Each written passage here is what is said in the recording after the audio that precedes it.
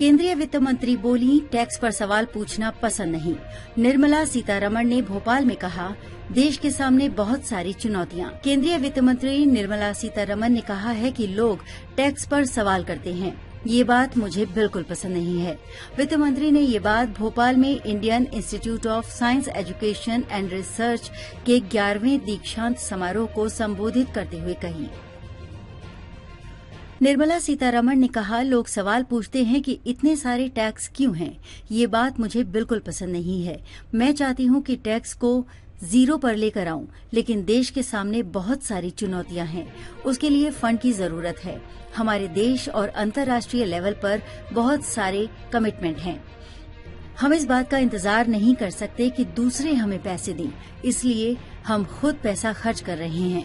उसके लिए बहुत सारे पैसों की जरूरत रहती है। इस दौरान उन्होंने भारतीय विज्ञान शिक्षा एवं अनुसंधान संस्थान परिसर में शैक्षणिक भवन और व्याख्यान कक्ष का शिलान्यास किया। साथ ही 442 शोधार्थियों को डिग्रियां भी दी। इस कार्यक्रम में मुख्यमंत्री डॉक्टर मोहन यादव भी मौजूद थे। वित्त मंत्री ने कहा कि भारत में चीन के विद्यार्थी पढ़ने आ रहे हैं। समाज को आपके ज्ञान का फायदा तब मिलेगा जब आप मिले हुए ज्ञान को समाज में बांटेंगे। इस संस्थान में बहुत से छात्र केरल और बंगाल के हैं। IISER ने 3000 पेपर्स पब्लिश किए हैं। देश भर में रैंकिंग भी अच्छी है। यहाँ के छात्रों की मेहनत से 8 से 9 पेटेंट हैं। केरल और बंगाल के छात्र बेहतर परफॉर्म कर रहे हैं। यदि शंकराचार्य केरल से आते हैं, ज्ञान की गहराई वाले राज्य के छात्र आगे बढ़ रहे हैं। बनारस का अलग ही ज्ञान है।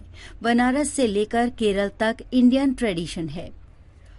वित्त मंत्री ने यूनिवर्सिटी के छात्रों से कहा कि अगर यहाँ से डिग्री लेकर आप कहीं जॉब भी करें तो आपके लिए शायद जरूरी है, तो भी आपके लिए विज्ञान पर काम करने के लिए समय निकालना मुश्किल नहीं है। निर्मला सीतारमण ने नई तकनीक के साथ रिसर्च करने पर जोर दिया।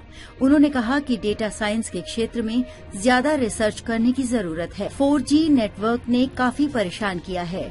आज 5G की वजह से देश भर में अच्छी कनेक्टिविटी है।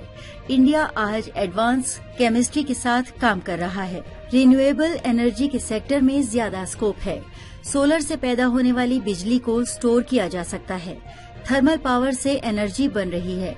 काम के साथ में साइंस में नए प्रयोग करने की जरूरत है। मुख्यमंत्री डॉक्टर मोहन यादव ने कहा, निर्मला सीतारमण सशक्त वित्त मंत्री हैं। उनके नेतृत्व में हम आर्थिक क्षेत्र में लगातार तरक्की कर रहे हैं। हम सब जानते हैं, नॉलेज के आधार पर हमारी भूमिका महत्वपूर्ण होने वाली है। इलेक्ट्रिकल समय आया है। उन्होंने कहा कि मध्य प्रदेश एकमात्र राज्य है जिसमें 3 IIIT हैं। उच्च शिक्षा के क्षेत्र में प्राइवेट भागीदारी लगातार बढ़ रही है।